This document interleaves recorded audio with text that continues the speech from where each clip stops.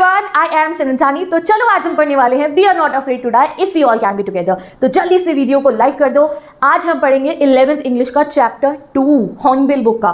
तो सबसे पहले ये चैप्टर का नाम है we are not afraid to die if we all can be together. सबसे पहले लिख के बताओ आप कौन सी डेट को इस वीडियो को पढ़ रहे हो, यानी कि आज डेट क्या है जिस दिन आप ये चैप्टर पढ़ रहे हो, कौन से महीने में पढ़ रहे हो, क्या डेट है, और एग्जाम से एक दिन पहले पढ़ रहे हो ना, pre board unit test anything legend हो तुम, तो भी स्वागत है तुम्हारा। जल्दी से कंप्लीट करो इस चैप्टर को एंड फिर इसके क्वेश्चन आंसर्स भी देख लेना। तो आज मैं आपको ये चैप्टर पढ़ाऊंगी with animation and line by line NCERT explanation, क्योंकि मुझे पता है कई बार आप लोग एनसीईआरटी खोलकर देखते ही नहीं हो या तुम्हें एनसीईआरटी टफ लगती है। तो यहाँ मैं एक एक एनसीईआरटी की लाइन पढ़ाऊंगी, वो भी विद एनिमेशन, सो दैट तुम्हारे दिमाग में स्टोरी फॉर्म में ये एनिमेटेड इमेजेस से स्टोरी बन जाएगी और एनसीईआरटी की एक एक लाइन रीड करके तुम्हें मैं एक्सप्लेन कर दूंगी। सो इसके अलावा तुम्हें कोई वीडियो देखने की जरूरत नहीं पड़ेगी, ना ही एनसीईआरटी की जरूरत है। जस्ट इस वीडियो को एंड तक देखो एंड चैप्टर कंप्लीट। ठीक है, तो वीडियो को लाइक करा अभी तक या नहीं करा, तो प्लीज मैं वेट कर रही हूँ। पहले तुम लाइक करो वीडियो को, कमेंट करके बताओ कौन सी डेट को देख रहे हो।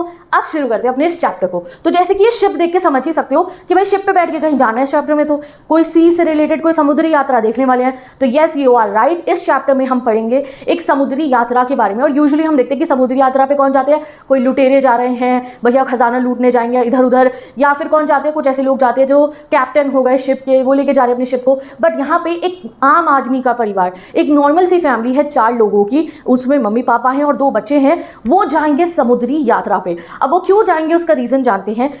देखो क्या है, हमारे जो इस चैप्टर के राइटर है उनका नाम है गॉर्डन कुक। ठीक है, मैं उनकी फोटो दिखाती हूँ तुम्हारे को, मैंने पूरा रिसर्च करके ना उनकी असली फोटो।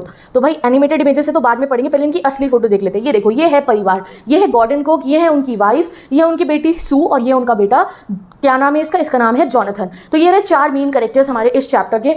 तो ये जो है चारों मिलकर जाएंगे एक समुद्री यात्रा पे अपने शिप में बैठ के, जिसका नाम है वेव वॉकर। ठीक है, अब ये क्यों जा रहे हैं, क्योंकि ये जो हमारे राइटर हैं या हमारे जो नरेटर है जिनका नाम है गॉर्डन कुक, तो इनका मन है, ये जैसे हम लोगों का पैशन होता है ना, तो इनका पैशन है कि इन्हें समुद्री यात्रा पे जाना है। तो ये एक शिप बनवाते हैं अपनी वाइफ को और अपने बच्चों को लेकर इस समुद्री यात्रा पे निकल जाते हैं। और ये रिपीट कर रहे हैं एक बहुत बड़े सी वॉयेजर की जर्नी को, जिनका नाम था कैप्टन जेम्स कुक। ये इनका नाम है कैप्टन जेम्स कुक, तभी आपके इस चैप्टर के राइटर्स में जेम्स कुक गॉर्डन कुक दोनों लिखा है।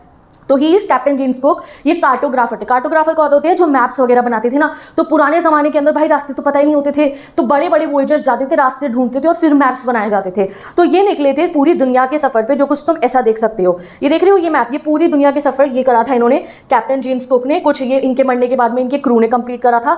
तो यहाँ से इंग्लैंड से देखो जो ये शुरू हुए हैं और ये पूरा धीरे धीरे धीरे धीरे करके इनके 3 टाइप के इन्होंने जो है कवर करी थी अपनी जर्नीज। तो इनमें से ही एक जर्नी को जो ये हमारे गॉर्डन कुक है ना, जो दोनों बच्चों के पापा हैं और अपनी वाइफ के साथ जो निकलेंगे, तो वो इन वाले कैप्टन जेम्स कुक की जर्नी को रिपीट करना चाहते हैं। मतलब इनके रोल मॉडल होंगे और इन्होंने सोचा कि भाई अब मैं भी ऐसे ही अपना शिप बनवाऊंगा और मैं भी जैसे कैप्टन जेम्स कुक ने पूरा का पूरा इंग्लैंड से लेकर वो पूरा जो है पूरा चक्कर मारा था अर्थ का, वैसे ही मुझे भी मारना है। तो फिर ये क्या करते हैं, बोट बनवाते हैं और निकल पड़ते हैं अपने बच्चों के साथ। बट ऐसे ही नहीं, पूरी तैयारी के साथ जाते हैं। तो वो तैयारी देखने के लिए हमें पढ़ना पड़ेगा अपना chapter. So what we will study in this chapter. इस चैप्टर का नाम है we are not afraid to die if we all can be together. हमें मरने से डर नहीं लगता अगर हम सब साथ में हैं।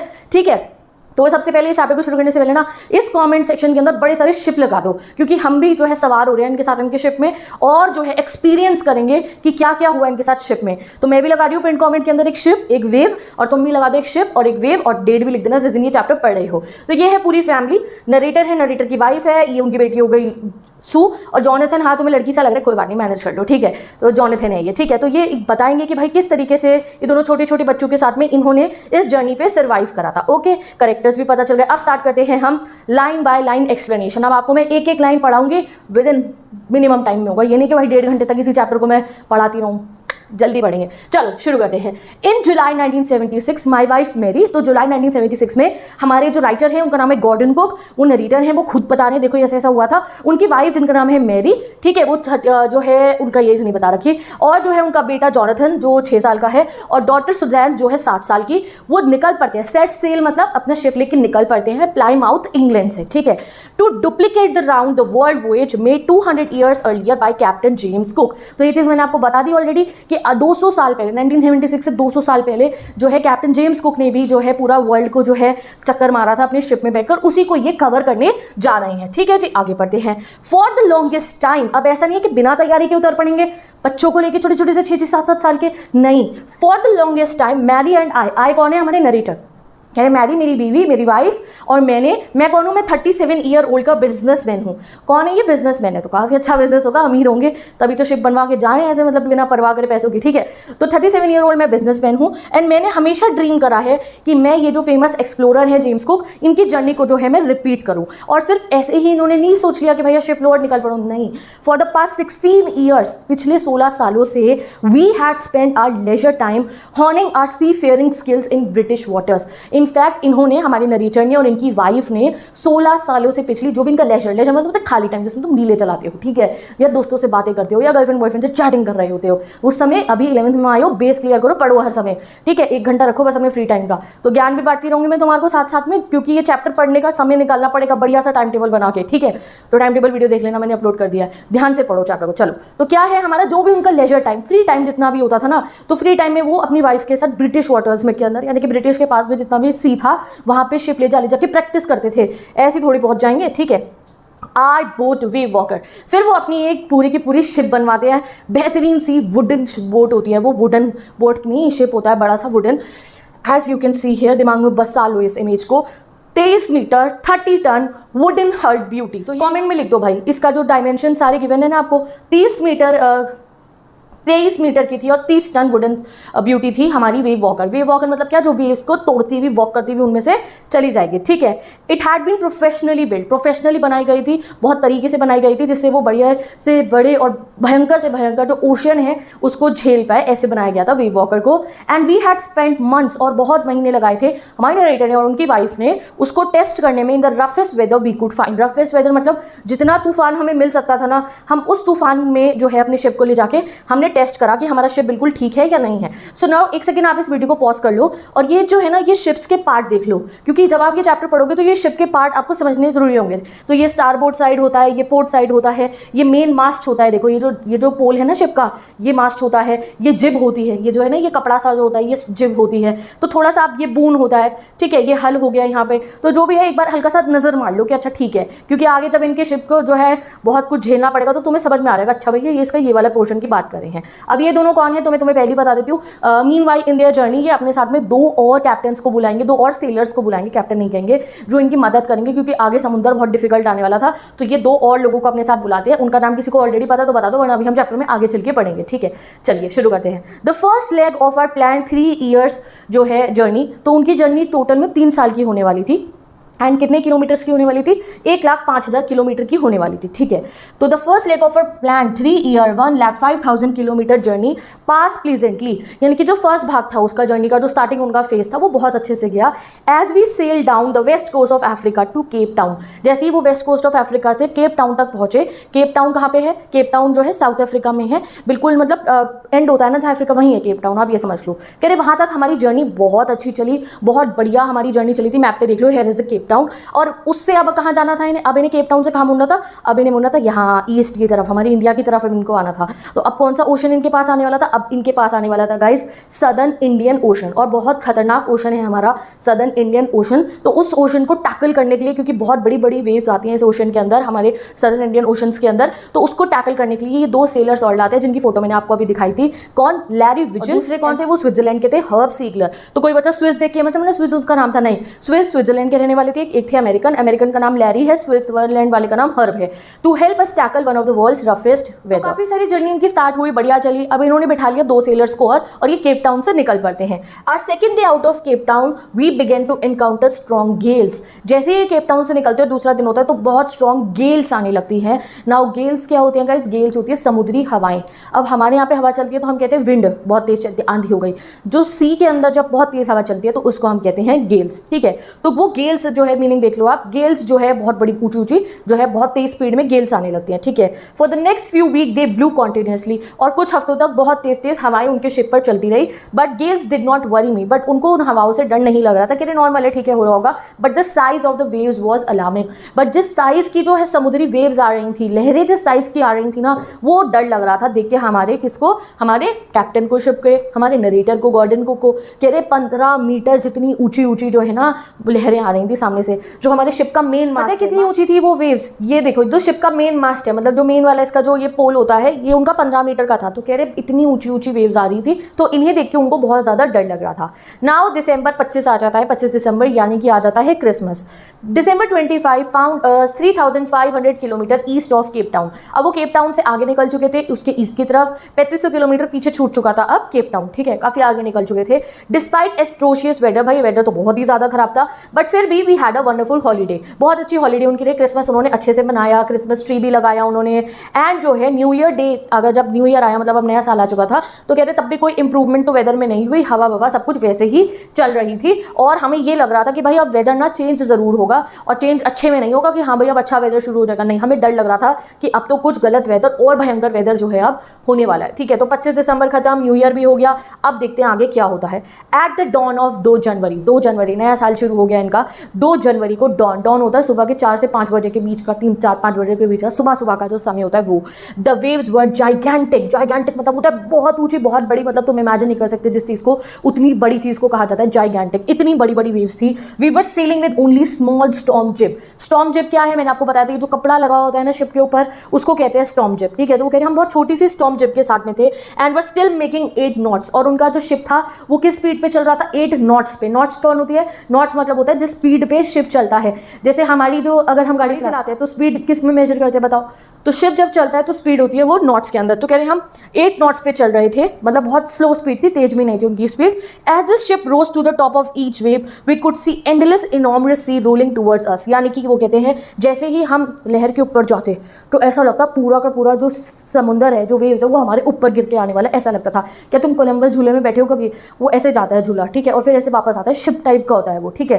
तो सपोज करो उनका शिप ऐसे चला जाता था कि भाई पलट ही ना जाए, या पूरा का पूरी लहरें इनके शिप के अंदर ही आके ना गिर जाए, ऐसा इनका शिप जो है इतनी ऊंची ऊंची वेव्स के ऊपर जा रहा था, ठीक है। चलो आगे देखते क्या होता है। टू स्लो द बोट, अब इनको अपनी 8 नॉट पे कर रही थी शिप को, तो इन्हें सोचते और धीरे चलाते हैं अपने शिप को। तो उसको स्लो करने के लिए इन्होंने स्टॉर्म जिप जो होती है, ये होती है जिप, ठीक है, ये जो कपड़ा लगा होता है, इसको ये गिरा देते हैं जिससे कि स्पीड थोड़ी और कम हो जाए। And lashed a heavy morning group in a loop across the stern, हर जगह जो है रस्सी बांध देते हैं स्टर्न पे, ठीक है, स्लो करने के लिए अपनी बोट की स्पीड को। Then we double lashed everything, went through our life raft drill, attach life lines, don oilskins and life jackets and waited. और उसके बाद इन्हें समझ में आ गया था कि कुछ खतरनाक होने वाला है, तो जितनी भी सेफ्टी की चीज़ें थी, लाइफ जैकेट्स पहन लेना और सब कुछ जो है ये कर लेते हैं, जितने भी सेफ्टी गियर्स वगैरह होते हैं ये पहन लेते हैं, एंड रेडी हो जाते हैं तूफान का सामना करने के लिए। चलो आगे बढ़ते क्या होता है। The first indication of impending disaster came about 6 PM।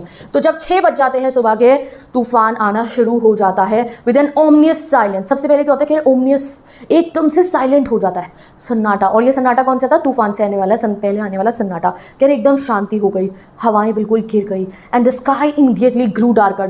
जो स्काई था वो बिल्कुल डार्क हो गया, काला हो गया, एंड एकदम से फिर ग्रोइंग रोर होती है और एकदम से गरजने की बहुत जोर की आवाज़ आती है। और तभी क्या होता है, एक बहुत बड़ा सा बादल जो है हमारी तरफ आ रहा होता है, इनकी तरफ, मतलब एक बहुत बड़ा सा बादल आ रहा होता है। With horror I realise that it was not a cloud. और कह रहे फिर मेरे को डर लगा और मैंने देखा कि भाई ये बादल नहीं है, but a wave like no other I had ever seen. But वो क्या थी, एक पानी की लहर थी, मतलब वो इतनी ऊंची होगी आसमान में कि उन्हें लग रहा था कि भाई वो बादल है, बट वो बादल नहीं था, वो पानी की एक लहर थी। इट अपीयर्ड परफेक्टली वर्टिकल, इतनी ऊंची थी, बिल्कुल वर्टिकल दिख रहा है। अब सी तो हॉरिजॉन्टल होता है ना, वर्टिकल इतनी ऊंची लहर आ रही थी जिसपे लोग सर्फिंग करते हैं ना भाई, उससे भी खतरनाक आप मान लो, इतनी ऊंची लहर आई, almost twice the height of the other waves, 2 गुना थी वो बाकी वेव्स जितनी आती थी। With a frightful breaking crest, बहुत ही डरावनी सी वो जो है लहर उनकी तरफ बढ़ के आती है।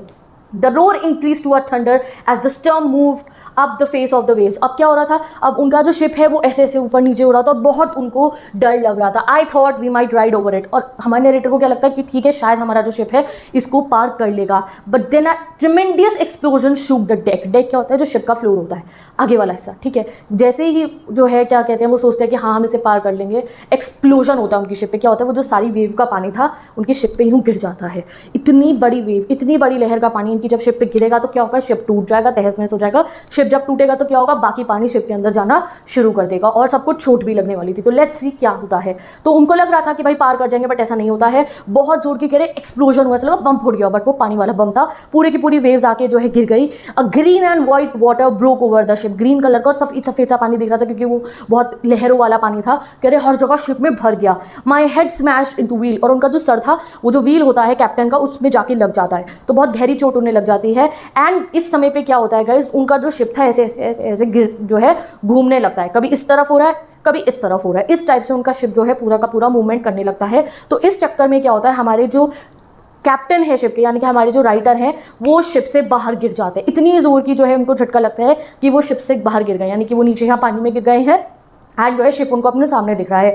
I accepted my approaching death. अब उनको लगा कि भाई अब तो मैं मरने ही वाला हूँ। As I was losing consciousness, वो यहाँ पानी में जो है सी के अंदर ऐसे बेहोश होने वाले थे, इतनी जोर की उनके सर पे चोट भी लग गई थी, तो वो बेहोश होने वाले थे। And I felt quite peaceful. अब इस लाइन को मार्क कर लो, जब कोई मरने वाला होता है ना, अभी आप क्लास 12th में आके भी एक चैप्टर पढ़ोगे डीप वाटर, तभी आप जानोगे, वहाँ पे भी एक जो राइटर हैं उसके, वो जब डूब रहे थे तो मरने वाले थे, तो वो उन्हें लग रहा था यार बहुत पीसफुल है, कुछ करने की जरूरत नहीं है।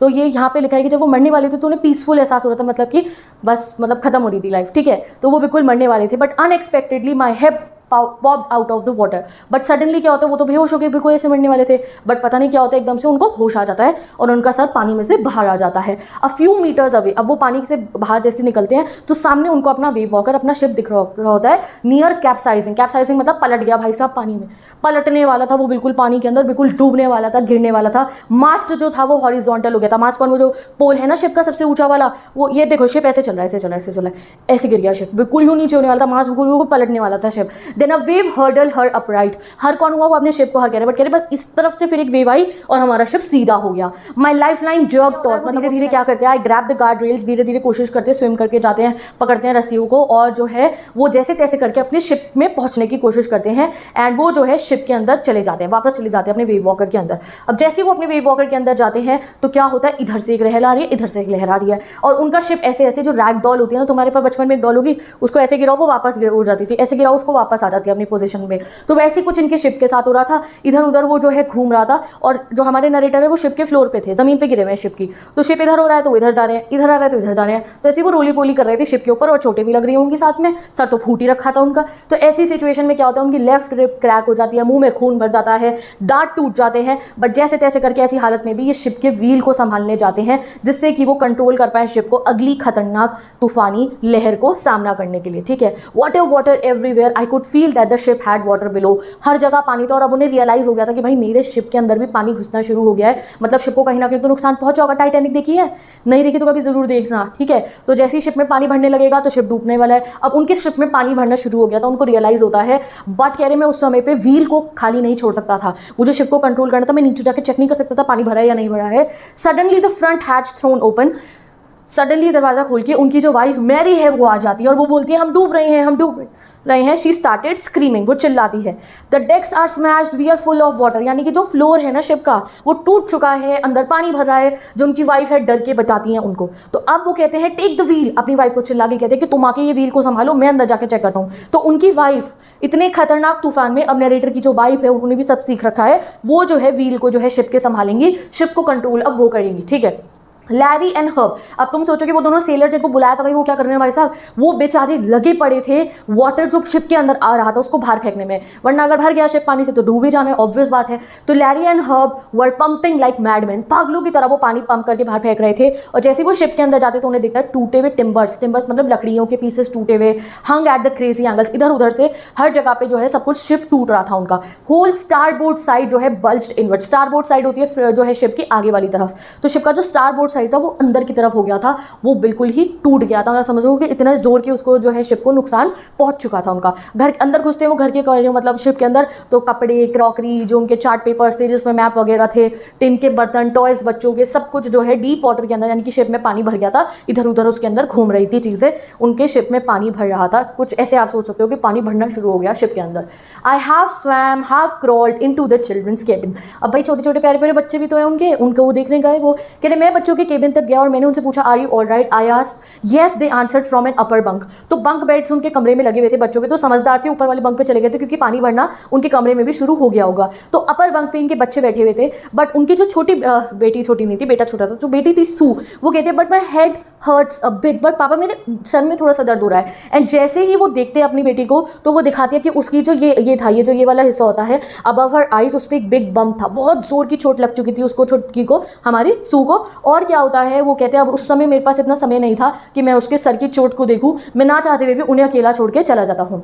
आफ्टर फाइंडिंग अ हैमर, वो क्या करते हैं, एक हैमर ढूंढते हैं, कुछ पेज ढूंढते हैं और कैनवास, एक कपड़ा ढूंढते हैं जिससे कि उसे वो वहाँ लगाएंगे जहाँ जहाँ से शिप टूट गया है, तो वहाँ पे उसको लगा देंगे जिससे पानी अंदर ना आए, और वाटरप्रूफ कपड़ा होगा ऑब्वियसली कुछ ऐसा जिससे पानी अंदर नहीं आएगा। I struggle back on deck, ship के ऊपर वो वापस आते हैं with the starboard side bash open, starboard side तो बिल्कुल ही टूट चुकी थी। We were taking water with each wave, हर एक जितनी लहर आ रही थी वहीं से पानी अंदर शिप के अंदर आया जा रहा था, अंदर आया जा रहा था। If I couldn't make some repairs, उन्हें समझ में आ गया था अगर मैं रिपेयर नहीं करूंगा शिप को तो हम डूब जाएंगे। तो वो स्ट्रेच करते हैं कैनवस को, वाटरप्रूफ था वो, उसको कीलों से ठोक देते हैं एंड पूरी कोशिश करते हैं कि हर एक छेद जो शिप में हो गया है सब पे कपड़ा लगा के उसको जो है कीलों से जो है लगा दे, सो दैट जो है पानी अंदर आना बंद हो जाए। Some water continue to stream below, but तब भी कुछ कुछ पानी आ रहा था उनके शिप के अंदर, बट काफी सारा तो वो डिफेक्ट जो है उसका ठीक कर चुके थे।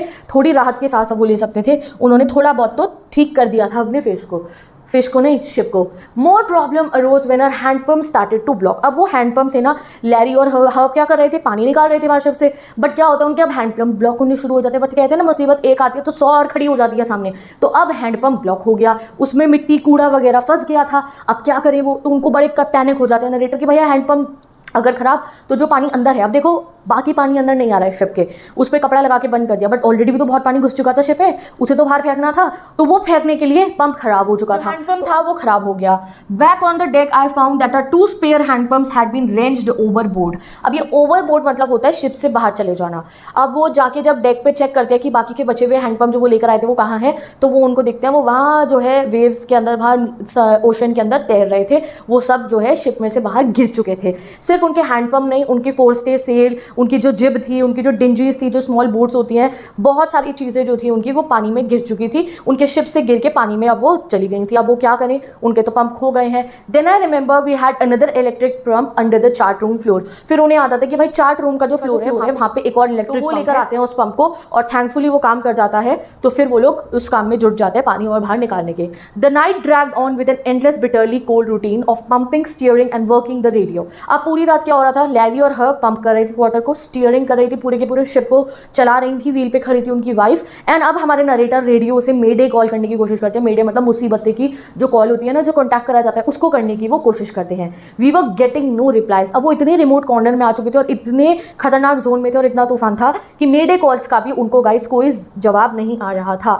और इसी समय वो जो छुटकी थी हमारी, जो सू थी, उसकी जो आंख जो सूज गई थी, आंख के ऊपर का एरिया, वो और खतरनाक होता जा रहा था।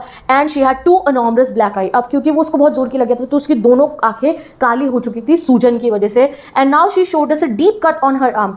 और अब उसके पापा को वो आके दिखाती कि देखो मेरे तो ना यहाँ बाजू पे भी लग गया था, बहुत गहरा कट लग चुका था उसके आर्म के ऊपर। सिर्फ 7 साल की बच्ची है वो। और जब हमारे नरेटर उससे पूछते हैं कि बेटा तब जब मैं तुम्हारे कमरे में आया था तब तुमने क्यों नहीं बताया मेरे को कि तुम्हें इतना गहरा कट लग चुका है, तो she replied I didn't want to worry you when you were trying to save us all. तो बच्ची इतनी समझदार थी कि अपने पापा को कहती है कि जब आप हमें बचाने की कोशिश कर रहे थे तो मैं आपको और टेंशन नहीं देना चाहती थी, तो इसलिए वो नहीं बताती है। ठीक है, अब कुछ इस तरीके से आप समझ सकते हो कि ऐसे तूफान का वो सामना कर रहे थे। बाय मॉर्निंग ऑफ जनवरी 3, अगले दिन आ जाता है, 3 जनवरी आ जाती है। The pump had the water level sufficiently under control for us to take 2 hours rest in rotation. अब वो कह रहे हैं अब हम पंप से पानी इतना निकाल चुके थे बाहर कि हम 2 घंटे का रेस्ट ले सकते थे, वो भी रोटेशन में, कि मैं रेस्ट करूंगा तो लैरी और हब में से कोई काम करेगा, फिर लैरी हब रेस्ट करेंगे तो मैं काम कर लूंगा। इतना मतलब 2 घंटे का वो रेस्ट ले सकते थे। ठीक है जी, अब देखते हैं। But we still had a tremendous leak somewhere below the water line. But अभी भी उन्हें लग रहा था कि कहीं ना कहीं लीकेज है उनके शिप में, अभी भी कहीं ना कहीं से पानी आ रहा है।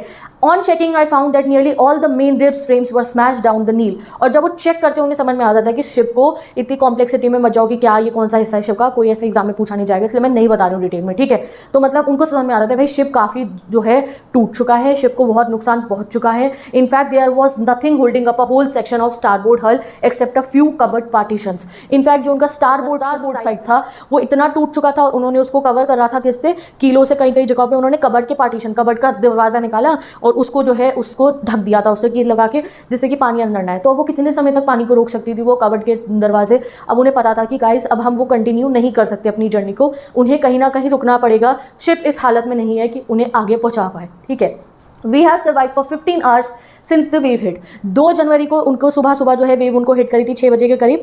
अब कह रहे 15 घंटे हो चुके हैं हमारे को, तब से तो हमने अपने शिप को, वेव वॉकर को जैसे तैसे चला लिया, बट अब हमें पता है कि हम ऑस्ट्रेलिया नहीं पहुंच सकते। उन्हें ऑस्ट्रेलिया तक जाना था, ये सदर्न इंडियन ओशन क्रॉस करके ही wanted to go towards Australia, ऐसे कैप्टन जेम्स को गए थे, बट नाउ उन्हें समझ में आ गया था वो नहीं पहुंच सकते ऑस्ट्रेलिया तक। I checked our charts and calculated that there were 2 small islands a few 100 kilometres to the east. अब वो चार्ट रूम में जाते हैं और चेक करते हैं ऐसे मैप से कि 2 स्मॉल आइलैंड्स है 100 किलोमीटर ईस्ट पे। वो आइलैंड्स क्या है? वो है Ile Amsterdam, was a French scientific base. French scientific base है वो आइलैंड, ठीक है। बहुत छोटे छोटे से 2 आइलैंड है वो, और our only hope was to reach this pin pricks in the vast ocean. Pin pricks मतलब बहुत छोटी चीज़ है और ओशन ह्यूज। तो वो कह रहे एक ही उम्मीद थी हमारे बचने की, वरना हम सब डूब के मर जाते। वो ये थी कि जो छोटे छोटे से आइलैंड है इतनी बड़ी ओशन में, उनको मुझे पता लगाना है कहाँ है। अब भाई ऐसा नहीं कि GPS है, गूगल मैप्स है, पता चल जाएगा ये रास्ता पकड़ लो, यहाँ मुड़ जाओ, ये वो समुद्र के अंदर है, वो भी रिमोट कॉर्नर में। तो अब यहाँ ड्यूटी आ गई थी हमारे सेलर की, गॉर्डन कुक की, कि उन्हें अपने परफेक्शन के साथ जो उन्होंने सीखा है उससे उन्हें मैप खोल के बैठेंगे, कंपास रखेंगे और बिल्कुल सही डायरेक्शन पता लगाना है कि किस तरफ मुड़ना है और किस रास्ते पे जाना है जिससे वो उन आइलैंड्स पे पहुंच जाए। But unless the wind and seas abated so we could hoist the sail. But उसके लिए उन्हें एक और चीज़ की जरूरत थी कि जो सी है वो शांत हो जाए, विंड जो है वो शांत हो जाए, जिससे वो अपनी जिप को खोल पाएँ, यानी कि वो जो अपना शिप है उसको, जो वो कपड़ा है उसको फिर से होइस्ट कर पाएँ और फिर वो उसे अच्छे से जो है चला पाएँ। ठीक है जी। आवर चांसेस वुड बी, अब उनको ज़रूरत है कि सी शांत हो जाए और विंड शांत हो जाए, जिससे वो शिप को सेल करके सही तरीके से लेके जा पाए। The great wave had put our auxiliary engine out of action. तो उनका जो एक इंजन था वो भी खराब हो चुका था, जो है वेव की वजह से। अब 4 जनवरी आती है, 36 घंटे बीत चुके थे, बहुत सारा पानी वो शिप से बाहर निकाल चुके थे और सिर्फ फ्यू सेंटीमीटर्स ऑफ पानी अब बच चुका था। Now we had only to keep pace with the water still coming in. अब ये नहीं था कि काम खत्म बैठ जाओ जी, नहीं, अभी उनको बस उस पानी को कंट्रोल करना था, बाहर निकालना था, जो अब पर्टिकुलरली अंदर आ रहा था। जमा हुआ पानी सारा जो शिप में भरा था वो उन्होंने बाहर निकाल चुके थे, अब जो थोड़ा थोड़ा अंदर आ रहा था उसको, पानी को उनको बाहर फेंकना था। ठीक है। We could not set any sail on the main mast. तो वो सेल अभी भी सेट नहीं कर पा रहे थे मेन मास्ट में। Sail is particularly this area, but जो है ये जो है तो वो सेल तो अभी सेट नहीं कर पा रहे थे। टेंशन में अभी भी पूरा परिवार तो अभी भी नहीं कर पा रहे थे, बट वो अपनी स्टॉर्म जिप चला के जो है 2 आइलैंड्स की तरफ निकल पड़ते हैं, जहाँ पे उन्हें लग रहा था कि 2 आइलैंड्स है। ठीक है। अब उनकी जो वाइफ मैरी है, उन्होंने कुछ खाया भी नहीं था इतने देर से, तो उनकी जो वाइफ मैरी है उसे कुछ बिस्किट्स वगैरह मिल जाते हैं और वो उसको खाना शुरू कर देते हैं। ये 2 दिन के बाद उनका पहला खाना होता है, मतलब 2 दिन से गाइस उन्होंने कुछ खाया भी नहीं था। But our respite was short lived. But 2 दिन जो उन्होंने अब खाना खाया, चैन की सांस ली, वो कह रहे वो कुछ समय की ही थी। 4 बजते ही दोबारा से वैसे ही तूफानी बादल आने शुरू हो जाते, जिससे 2 जनवरी की सुबह को आए थे। इतने तूफानी बादल थे वो, और जो विंड थी वो भी बहुत तेज चल रही थी, एंड जो है बहुत डर लग रहा था उनको कि भाई अब उनका जो शिप है, अब उनका शिप एक भी वेव को नहीं सह सकता। अब अगर कोई वेव आ गई तो पूरा परिवार और वो दोनों सेलर्स मर ही जाएंगे, उन्हें ये यकीन हो चुका था। रीड करो इस लाइन को। At 4 PM black clouds began building up behind us. Within the hour the wind was back to 40 knots. और विंड की स्पीड कितनी हो गई? 40 नॉट की हो गई, बहुत तेज। And the seas were getting higher. जो लहरें थी वो बहुत हाई हो रही थी। The weather continued to deteriorate throughout the night and by the dawn of 5 January our situation was again desperate. और जैसे सुबह के सामने उस दिन भी आई थी ना लहर, अब डॉन हुई, जैसे 4-5 बजे जो है 5 जनवरी के जो है वो कह रहे हम बहुत डेस्परेट हो गए थे, हमें बहुत डर लग रहा था। When I went in to comfort the children. अब वो बच्चों के कमरे में जाते हैं कि यार अपने बच्चों से एक बार मिल लूँ, पता चले दोबारा कोई लहर आ गई, मेरे बच्चों को भी चोट लगे, मैं मिल ही ना पाऊँ अपने बच्चों से, तो वो अपने बच्चों के पास जाते हैं। और जॉन, जो उनका बेटा था जॉनथन, उसको जॉन कह रहे हैं, वो पूछता है daddy are we going to die, क्या हम मरने वाले हैं पापा? तो वो कहते हैं कि I try to assure him कि नहीं नहीं बेटा हम कर लेंगे, वी कुड मेक इट, सब हो जाएगा, ठीक हो जाएगा। तो वो कहता है but daddy he went on, we are not afraid to die if we all can be together, you and mommy, Sue and I. तो ये इतना छोटा सा 6 साल का बच्चा अपने पापा को मोटिवेट करता है मरने वाले समय पे एग्जैक्टली कह के कि I am not afraid to die, we are not afraid to die, हमें मरने से डर नहीं लगता, अगर सब साथ में हैं, मैं हूँ, आप हो, मम्मी है और सू दीदी है, तो हमें कोई टेंशन की जरूरत नहीं है, इकट्ठे होंगे तो मर भी जाएंगे तो क्या हुआ। तो ये इतने प्यारे से बच्चे की इतनी मतलब स्ट्रॉन्ग सोच थी, वो डर आने की, अरे अरे छोटे बच्चों को तुमने देखा है कितना ज़्यादा डर जाते हैं, बट ये इतना छोटा सा बच्चा बिल्कुल नहीं डरता है। इनफैक्ट अपने पापा को मोटिवेट करता है कि नहीं नहीं हम नहीं डरते हैं, मरेंगे तो क्या हुआ, साथ में ही तो होंगे, तो वो उनको मोटिवेट कर देता है। अब I could find no words with which to respond. कह रहे मेरे बच्चे ने मुझे ऐसी बात कह दी कि मुझे समझ में ही नहीं आ रहा मैं इसे क्या रिप्लाई करूँ। बच्चा नहीं, इसने तो मुझे ऐसी बात कह दी कि मैं सोच भी नहीं सकता था। But I the left the children's cabin determined to fight the sea with everything। But फिर वो कहते हैं फिर मुझे लगा अच्छा मेरा बच्चा नहीं डर रहा तो मैं क्यों डरूं। और फिर वो कह रहे मैं बाहर निकला जैसे बच्चों के केबिन से, तो मैंने सोच लिया ये तूफान कितना ही आ जाए मैं इसको फाइट करूंगा, मैं अपनी फैमिली को बचाऊंगा। तो प्रोटेक्ट करने के लिए सबसे पहले वो अपने शिप के स्टारबोर्ड साइड, आप देख लो this is the starboard side. अगर कंफ्यूजन हो रहा हो तो मैंने पहले भी फोटो लगा दिया था। तो this particular area was totally damage. अब हमारे नरेटर यहाँ पहुंचेंगे इस एरिया को ठीक करने के लिए और पोर्ट साइड को भी उन्हें ठीक करना था। तो लेट्स सी वो क्या करते हैं शिप को थोड़ा सा रिपेयर करने के लिए। क्या होता है अब वो डिटरमाइन हो जाते हैं, मैंने आपको बता दिया कि भाई वो शिप को बिल्कुल ठीक करेंगे to protect the weak in starboard side. तो स्टारबोर्ड साइड को ठीक करने के लिए वो क्या करते हैं बेसिकली बहुत सारी चीजें उठाते हैं और उसको जो है वहां पे रिपेयर करने शुरू कर देते हैं। एक एंकर लेते हैं अपना शिप का, ठीक है, नायलॉन की रोप लेते हैं और उससे उसको जो है बांधना वगैरह शुरू कर देते हैं। साथ ही के साथ में उनके पास जो थे 22 लीटर्स वाले प्लास्टिक बैरल्स ऑफ पैराफिन थे, यानी कि जो बड़े बड़े बैरल्स होते हैं ना, बड़े बड़े ड्रम होते हैं, तो जो है 22 लीटर वाले दो वो बड़े बड़े ड्रम थे। तो उनकी मदद से भी वो कुछ ना कुछ रिपेयर करने की कोशिश करते हैं अपने शिप पे। दैट इवनिंग इतना रिपेयर कर देते हैं वो अपने शिप को, जो उनसे हो सकता था तो वो कर देते हैं। दैट इवनिंग अब शाम हो जाती है 5 जनवरी की, मतलब एक तरीके से देखो वो इंतजार कर रहे थे कि भाई जो होएगा देख लिया जाएगा, ठीक है। Mary and I sat together holding hands. वो और उनकी वाइफ इकट्ठे बैठ जाते हैं शिप पे हाथ पकड़ के एक दूसरे का। एंड जो है जैसे जैसे जैसे उनका शिप चल रहा था और पानी उनके शिप के अंदर आता जा रहा था थ्रू द ब्रोकन प्लैंक्स, टूटे हुए हिस्सों से। We both felt that our end was near. दोनों हस्बैंड वाइफ को लग रहा था कि अब तो वो लोग मरने ही वाले हैं। जो कोशिश अपनी तरफ से वो दोनों कर सकते थे शिप को ठीक करने के लिए, बचाने के लिए, वो तो वो कर ही चुके थे। अब दोनों जो है बैठे हुए थे एंड वेट कर रहे थे, मतलब मौत का इंतजार कर रहे थे, एक तरीके से आप यही मान सकते हो। But way walker road out the storm and by the morning of 6 January with the wind easing. अब क्या होता है वो कहते हैं बट जो है सब कुछ सही रहता है। उनका जो शिप था वो जो है निकल पड़ता है, वो स्टॉर्म को फेस कर लेता है, आराम से निकल जाता है अब उनका वेव वॉकर। 6 जनवरी हो जाती है, 6 जनवरी की सुबह वो कहते हैं हल्की हो जाती है थोड़ी सी हवाएं, और फिर जो है वो जाते हैं अपने चार्ट रूम में वापस से एंड विंड की स्पीड चेक करते हैं और ओशन के करंट्स को चेक करते हैं और कैलकुलेट करने की कोशिश करते हैं वही 2 आइलैंड्स की पोजीशन को। उन्हें कैलकुलेट करना भी मुश्किल हो रहा था क्योंकि जो तूफान चल रहा था उस वजह से वो उनको भी कैलकुलेट नहीं कर पा रहे थे। The best I could determine was that we were है, मैं जो हूँ 1,50,000 किलोमीटर बड़े ओशन के अंदर 65 किलोमीटर वाइड आइलैंड्स को ढूंढ रहा हूँ। तो इतने बड़े ओशन के अंदर उन्हें सिर्फ 65 किलोमीटर वाइड आइलैंड्स को ढूंढना था, जो एक बहुत ही टफ काम था उनके करने के लिए। वाइल आई वॉज थिंकिंग, अब जब वो बैठ के सोच रहे थे कि वो कहाँ कौन से डायरेक्शन में मूव करें जिससे वो पहुंच जाएं, जब वो ये सब सोच रहे थे सू जो है आ जाती है उनके पास में, ऐसे आते बेचारी लंगड़ाती हुई सी, आंख में चोट है, हाथ में कट लगा हुआ है, आती है पेनफुली, जॉइंट में इसलिए लिखा है क्योंकि वो पेन में थी, उसे इतनी इंजरी हो चुकी थी। The left side was head जो था उसका इतना सूज चुका था और आंखें पूरी दोनों काली हो चुकी थी इस प्यारी सी बच्ची की, मतलब समझ लो तुम कि ये देखो तुम, पूरी आंखें सूजन के मारे काली हो चुकी थी और पूरा जो है फेस उसका सूज चुका था। सू का दोनों की आईज इसके ऐसे यूं ब्लैक हो गई थी, ठीक है, क्योंकि सूजन हो रखी थी, यहाँ से पूरा इसका जो है सर में सूजन आ रखी थी। क्या करे बेचारी बच्ची, डॉक्टर तो नहीं है वहाँ पे उस समय पे, ठीक है, बट जैसे भी करके तब भी वो अपने फादर को मोटिवेट करने आती है। उसने अपने पापा के लिए कार्ड बनाया था खुद से अपने हाथ से उस सिचुएशन के अंदर, और उस कार्ड पे उसने छोटे छोटे कैरिकेचर्स जो स्टिक फिगर्स नहीं होती वो बनाई थी उसने अपनी मम्मी की और उस अपने पापा की, और उसके साथ में उसने कुछ लाइनें लिखी थी जो यहाँ पे गिवन है। Here are some funny people, देखो ये funny people, did they make you laugh, क्या ये आपको हंसा रहे हैं? I laughed a lot as well, तो उसने भी वो ड्राइंग करके हंसी आ रही थी उसको।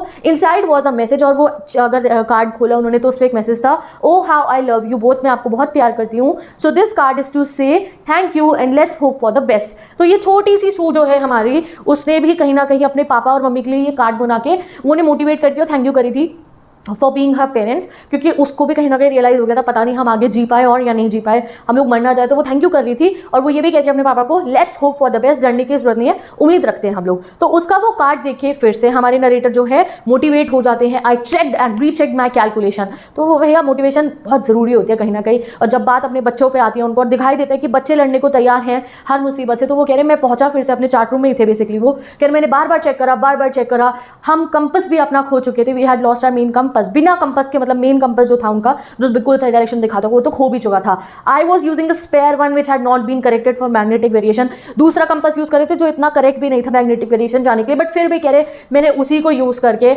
बहुत तरीके से जो है वेस्टर्न करंट्स को देखकर और फ्लो को देखकर विंड के सब कुछ चेक कर कर इंडियन ओशन के जो है जितना भी कुछ वहाँ चल रहा था उस समय पे सब कुछ चेक करके मैंने फाइनल डिसीजन लिया। About 2 PM I went on the deck, 2 PM में शिप के डेक पे जाता हूँ। लैरी जो उस समय पे क्या कर रहा था, शिप के व्हील को संभाल संभाल रहा था, मैंने उसे बोला steer a course of 185 degree, यानी कि जो है शिप को मोड़ लो 185 डिग्रीज की तरफ। इफ़ वी वर लकी, और अगर हम लकी होंगे, आई टोल्ड हिम दैट जो है हम पहुंच जाएंगे उस आइलैंड पे 5 बजे के करीब। बट उनको मन से यकीन नहीं था, उन्हें लग नहीं रहा था कि जो उन्होंने कैलकुलेशन करी है वो सही है, उन्हें अपने ऊपर बिल्कुल भरोसा नहीं था। बट फिर भी वो अपने जो है कैप्टन जो अभी बना हुआ था शिप का, कौन, लैरी, उसको कहते तो 185 डिग्री की तरफ मोड़ लो, ठीक है। Then with a heavy heart मतलब बहुत उदास और बहुत मायूस थे और बहुत डरे हुए घबराए हुए थे, I went below, climbed on my bunk and जो है डॉज्ड ऑफ, और फिर वो सो जाते हैं नीचे जाके। इधर मन बहुत परेशान होता है तो इंसान सो जाता है, फिर वो जाके सो जाते हैं क्योंकि उन्हें बहुत डर लग रहा था, पता नहीं हम वहाँ पहुँच पाएंगे या नहीं।